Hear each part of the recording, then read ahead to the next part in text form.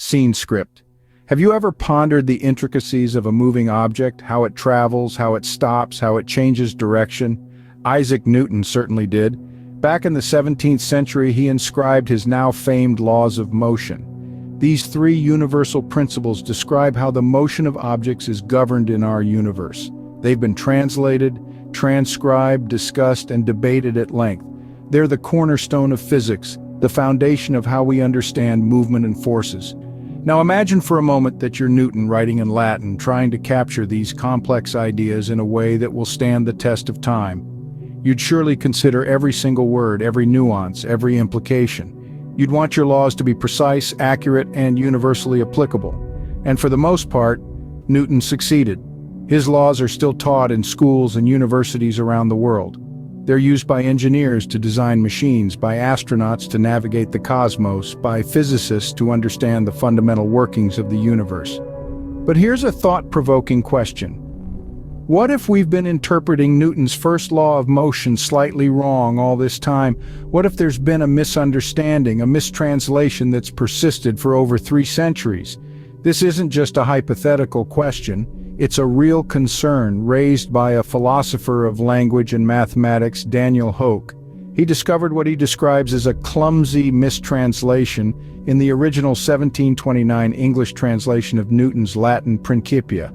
According to this mistranslation, countless academics and teachers have interpreted Newton's first law of inertia to mean that an object will continue moving in a straight line or remain at rest unless an outside force intervenes. But Hoke believes that this interpretation might be slightly off the mark. But what if we've been interpreting Newton's first law slightly wrong all this time? Let's delve into this fascinating mystery. Enter Daniel Hoke, a philosopher of language and mathematics from Virginia Tech who decided to set the record straight. A man with a mission, Hoke was not just any academic. He was a scholar with a keen eye for detail and a burning curiosity that wouldn't let him rest until he had answers. Raised amidst the verdant hills of Virginia, Hoke was always a curious child. His inquisitive nature led him to pursue a career in philosophy and mathematics, fields notorious for their complexity and abstraction. With his razor-sharp intellect and a knack for language, Hoke was perfectly suited for this. He was not merely satisfied with the surface of things, he wanted to dig deeper, to understand the why and the how, to question the accepted truths and see if they held up under scrutiny. And this relentless pursuit of truth would eventually lead him to Isaac Newton's doorstep. Newton's laws of motion have been the bedrock of physics for over 3 centuries. They're taught in classrooms around the world, and their principles govern everything from the flight of a football to the orbits of planets. And yet, Hoke suspected that something was amiss. He was particularly intrigued by Newton's first law of inertia, a cornerstone of physics that we've all come to accept as an undeniable truth. But was it really? In the course of his research, Hoke stumbled upon a peculiar detail. It was a tiny hiccup in the original 1729 English translation of Newton's Latin Principia, a clumsy mistranslation as he would later describe it. This discovery set him on a path of investigation, and he was determined to get to the bottom of it. But why, you might wonder, would a philosopher of language and mathematics take such an interest in a centuries-old law of physics? Well, for Hoke, it was about more than just academic curiosity. It was about setting the record straight. It was about restoring one of the fundamental principles of physics to its original splendor. So what was this mistranslation that Hoke discovered, and why is it so significant? Let's dive deeper into that in the next scene. The mistranslation lies in how we interpret Newton's first law of inertia. This is where our journey into the world of Newtonian physics takes an unexpected turn. For centuries, the widely accepted interpretation of Newton's first law of inertia has been that an object will continue moving in a straight line or remain at rest unless an external force intervenes. This interpretation, while seemingly straightforward, has been questioned due to a single Latin word, often overlooked in translations: quatenus. This word quatenus does not mean unless, as it has been translated for years. Instead, it translates to insofar. This may seem like a minor change, but in the context of Newton's first law of inertia, it makes a significant difference. With insofar instead of unless, The law doesn't just describe how an object maintains its momentum if no forces are impressed on it. Instead, it highlights that every change in a body's momentum, every jolt, dip, swerve, and spurt is due to external forces. This is a complete shift from the original interpretation, a shift that brings us closer to the complexities of our universe where external forces are always at play. Virginia Tech philosopher Daniel Hoke, who uncovered this mistranslation, believes that this correction does more than just clarify Newton's first law of inertia. It breathes new life into it. By interpreting the law in this way, we get a more comprehensive understanding of how Newton viewed the world. It shows us that Newton was fully aware of the complex interplay of forces in our universe, and he incorporated this understanding into his laws of motion. Hoke's discovery, while significant, has not yet changed the way we teach or understand Newton's laws. The traditional interpretation has been repeated for centuries, making it difficult to shift perceptions. However, it's an essential step towards a more nuanced understanding of Newton's work. This new interpretation, according to Hoke, restores one of the fundamental principles of physics to its original splendor. It offers us a glimpse into the mind of one of the greatest scientists in history, showing us that there's always more to uncover and understand in the world of science. But if this correction is so significant, why hasn't it caught on? The answer to this question is a complex cocktail of tradition, inertia, and human nature. For centuries, the mistranslated version of Newton's first law of motion has been deeply ingrained in our collective understanding of physics. It's been taught in schools, referenced in textbooks, and cited in countless academic papers. Breaking free from this entrenched tradition is no easy feat. Daniel Hoke, the philosopher who unearthed this mistranslation, has faced an uphill battle in trying to set the record straight. His reinterpretation has been met with a spectrum of reactions, from dismissive skepticism to enthusiastic agreement. He recounts, "Some find my reading too wild and unconventional to take seriously. Others think that it is so obviously correct that it is barely worth arguing for." Such resistance to change is not uncommon in the world of academia, or indeed any field. Change is often met with skepticism, especially when it challenges long-held beliefs and conventions. Yet it's through challenging these conventions that progress is often made.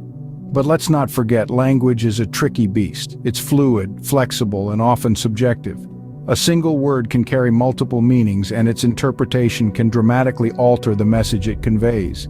This is particularly true when dealing with translations, where cultural nuances and historical context come into play. In this case, the mistranslated word quatness, which means insofar, not unless, might seem like a minor detail to some. But to Hoke, it's a game changer. This one word alters our understanding of Newton's first law, from a statement about objects in motion in an ideal, force-free universe, to a more nuanced principle about the influence of external forces on a body's momentum. Whether people agree with Hoke or not, his findings certainly make us think twice about Newton's first law of motion. They remind us of the importance of precise language in science and the potential impact of a single mistranslated word. They challenge us to question our assumptions, to revisit old knowledge with fresh eyes, and to always strive for a deeper understanding of the world around us. To truly understand the significance of Hoke's discovery, we need to inspect Newton's own writings. This might seem like an arduous task, given that Newton wrote in Latin and his original works are centuries old. However, his writings are like a time capsule, preserving his thoughts and ideas, and allowing us to delve into the mind of this pioneering mathematician. Newton's laws of motion, as we know them, have been translated and reinterpreted countless times. But what was he truly thinking when he penned these revolutionary ideas? To answer this, we must first consider the context. The 17th century was a time of great scientific discovery, and Newton was at the center of it all. His work was groundbreaking, challenging existing ideas and pushing the boundaries of understanding. Newton's first law, often referred to as the law of inertia, has traditionally been interpreted to mean that an object will continue moving in a straight line or remain at rest unless an external force intervenes. But this interpretation raises a perplexing question. If Newton was aware of the constant presence of external forces such as gravity and friction, why would he write a law about bodies free of these forces? It's like describing the behavior of fish in a world without water. Hoke, a philosopher of language and mathematics from Virginia Tech, pondered this question. His curiosity led him to revisit the original Latin text of Newton's Principia. Here he discovered a word that had been mistranslated in the original English version, quatenus, which means insofar, not unless. This seemingly minor detail changes the entire interpretation of Newton's first law. Rather than describing a hypothetical situation where no forces act upon a body, Newton was actually explaining that every change in a body's momentum, every jolt, dip, swerve, and spurt is due to external forces. This new interpretation makes a lot more sense when we consider Newton's extensive work on gravity and his understanding of the universe. It aligns with his other writings, where he acknowledged the persistent influence of external forces. Hoke's discovery is a reminder of the importance of careful translation and interpretation. Even a single word can change our understanding of a fundamental scientific principle. It also highlights the value of revisiting original texts, even those that have been studied for centuries.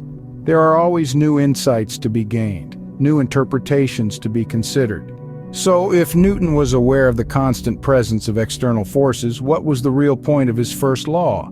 According to Hoke, the first law of motion isn't about bodies moving in straight lines without external forces. Now that might sound a bit offbeat considering the common interpretation we've all been taught. But let's dig a bit deeper into Hoke's perspective. Hoke's interpretation of Newton's first law focuses on the essence of motion, changes in momentum. To put it plainly, he suggests that every jolt, dip, swerve, and spurt we observe in an object's movement isn't happening in isolation. These changes are not some random, inexplicable events. Instead, they are the direct result of external forces at play. Think about a football being kicked, the trajectory it follows, the speed it gains, the eventual halt. Every bit of that motion is dictated by external forces. The player's kick imparts the initial force, the air resistance slows it down, gravity pulls it towards the ground, and the friction from the grass eventually brings it to a stop. Now you might wonder, isn't that obvious? Well, yes and no. While we understand this intuitively, Hoke's interpretation emphasizes the fundamental role of external forces and their omnipresence in every instance of motion we observe. This understanding provides a fresh perspective on the first law, shedding light on its real purpose. It's not just about describing how things move or don't move. It's about highlighting the critical role of external forces in creating and altering motion. Hoke argues that Newton, in his genius, was not merely stating an observational fact. He was providing us with a tool, a lens through which we could understand the universe and its workings. The first law, in this sense, is a profound recognition of the ever-present, ever-influential external forces. It's like Newton was saying, look around, see that apple falling from the tree, that moon orbiting the earth, that bird soaring in the sky. They're all dancing to the tune of external forces. Nothing moves without a reason, without a force acting upon it. That's the rule of this universe. Now, if you think about it, isn't that a more powerful, more insightful message than just saying objects move in straight lines or stay at rest unless acted upon by an external force?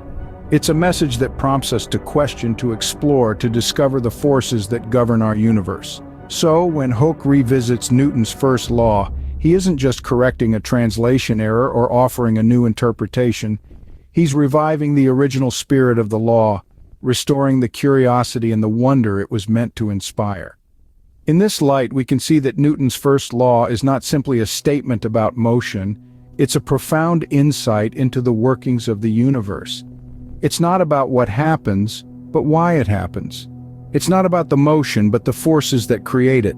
That, according to Hoke, is the real purpose of Newton's first law. So, what does this all mean for our understanding of Newton's laws of motion? In our journey of exploration, we've delved into the heart of Isaac Newton's laws of motion, given life to them in 1687. Etched in Latin, these laws have been woven into the fabric of our understanding of the universe. Yet a philosopher of language and mathematics, Daniel Hoke, raised a fascinating question. Could we have been interpreting Newton's first law of motion slightly wrong all this time? Hoke embarked on a quest to set the record straight. His mission was born from a discovery he made, a clumsy mistranslation in the original 1729 English translation of Newton's Latin Principia. This led to an understanding that an object will continue moving in a straight line or remain at rest unless an outside force intervenes. A description that seems to overlook the fact that external forces are continually at play in our universe. Revisiting the archives, Hooke unearthed a misinterpretation that had flown under the radar. A Latin word quatenus, meaning insofar, not unless, had been overlooked. This small change in translation, Hooke argues, transforms our understanding of Newton's first law. Not merely stating that an object maintains momentum if no forces are impressed on it, but every change in a body's momentum, every jolt, dip, swerve, and spurt, is due to external forces. This reinterpretation, however, faces a daunting adversary: centuries of repetition. While some find Hooke's reading too unconventional to be taken seriously, others believe it's so obviously correct it barely needs arguing for. However, the crux of the matter lies not in the change of physics. As Hooke admits, his reinterpretation hasn't and won't change that. Instead, the importance lies in clarifying what Newton, the pioneering mathematician, was thinking at the time. This leads us to question, why would Newton write a law about bodies free of external forces when there is no such thing in our universe? Gravity and friction are ever present.